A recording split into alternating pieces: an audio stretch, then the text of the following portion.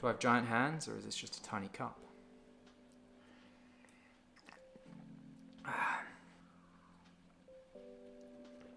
Oh, that's good.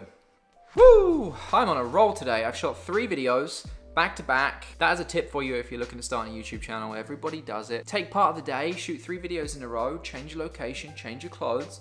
That gives you content for the next 3 weeks. If you're like me, I have a full-time job which has nothing to do with my channel. I also have a wedding business which takes up my weekends, and then I have to edit during the week. So finding time to shoot videos and then edit them is sometimes really challenging. So I batch shoot. That's a pro tip for you. All right, so I've had this quite a while now. I'm gonna say 3 months. And I've used it for a lot of different things. I've shot a ton of weddings with it, different corporate gigs, loads of stuff. For the most part, I do still really love it as a camera. I've done a review, I've probably done every other possible video you can imagine talking about this, and I still have a few more to do with it. But I wanted to do a video today because I have found an issue with this camera. Let me preface this by saying I still love this camera. I'm still going to continue to use this camera. I'm not selling this camera, and I foresee using this for the near future, probably even into next year. I will look at the A7S3 if it comes out, depending on how good it is, maybe even the A7iii. But for the meantime, I'm very happy with this other than this one issue. So as you know, I shoot a lot of weddings, which are outdoors in the sun. Sunny weather. We're in the middle of summer right now, and it's very hot and it's very sunny outside. This isn't an overheating issue if that's what you're thinking, but it is an issue that is becoming very frustrating, and that is to do with the screen. The screen itself isn't the same screen that's in the A7iii. It's the same body as the A7iii pretty much, and same focusing system as the A9, but the screen is a much lesser quality screen than in the higher end cameras like the A7iii and the A9. For the most part, that didn't bother me. When I say lower quality, I mean a lot less pixels, so it doesn't look quite as clear. I don't have a problem with that part of the screen though. The issue is the way that it's showing the exposure properly. It doesn't accurately display on the screen what you're filming. The exposure is not correct. It always appears really hot. I don't mean like literally hot, touching the camera. I said it's not overheating. Everything appears more overexposed than it actually is. Things are coming up as being overexposed and they're actually not.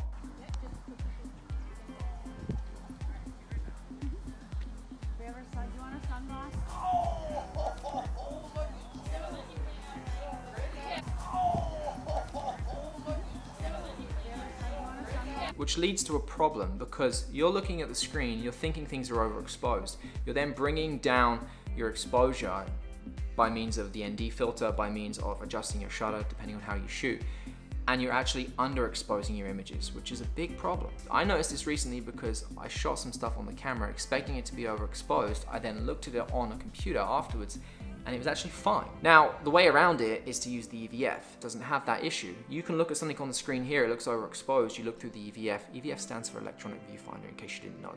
This is the EVF. You look through the EVF and it's fine, but on the screen it appears too hot, too overexposed. That's a problem.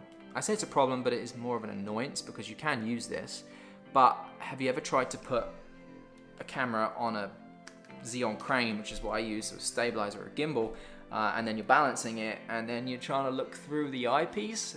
That ain't easy. So that isn't an ideal situation, and I use a monitor for these videos. This monitor up here, if you want to check that out. But I don't use that on a Xeon crane. I don't want to have that big setup. I don't feel like using the screen is allowing me to accurately get what I need to get.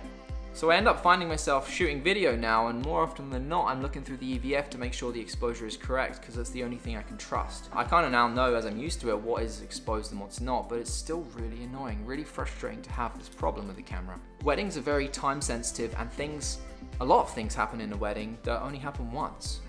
First dance, first kiss, first look. You need to get reactions from those people, and I mean, you can reshoot them, but it doesn't look the same. Like, you get the genuine reactions from people, you need those reactions as they're happening. So this is really frustrating to use for weddings at the moment. You have to just use the EVF, and that's really annoying. I want to get this sent away, I want to get it assessed by Sony, and the repair center is actually quite close to me, but I can't kind of give this camera away. I have, I think, 7 more weddings to shoot for the remainder of the wedding season, and this is my A cam. So I can't go without it. I do own the A6300 and the A6000 as well, and I can say that I do not have those issues with those cameras. It is purely related to this camera. So I don't really know what to do with it. This isn't meant to be an I hate the A7 III camera now, because it's not. I still love this camera. I'm still going to continue to use this camera. I think it's a fantastic camera still, other than that screen issue. The battery life still blows me away every wedding. I can shoot an entire wedding on 2 batteries, just 2, and there's still battery left at the end of it. With an A6300, I need like this many batteries, that's 5, to probably just use one A7iii battery. So battery life is remarkable, and Sony's done a really good job with that. Sorry, got off on a bit of a tangent there. But yeah, I wanted to post this video because it's relevant to you guys. I post what I use, my equipment, the experiences I'm having with those pieces of equipment on here on my channel. I figured I should let you guys know because a lot of you have the A7iii as well. So yeah, having an issue with the A7iii, I'll keep you posted on what's happening. I think that's it. All right, I'll see you in the next one. See ya. Actually, stop, before you go. If you are having the issue that I'm having, can you put a comment down below? Put that down below or message me, let me know. I do want to go to Sony and with my issue at the end of the wedding season. And if I know other people have the problem too, then maybe it's more of a broader issue. Okay, you can go now. See ya. Seriously, you can go. Okay, see you next week. Bye.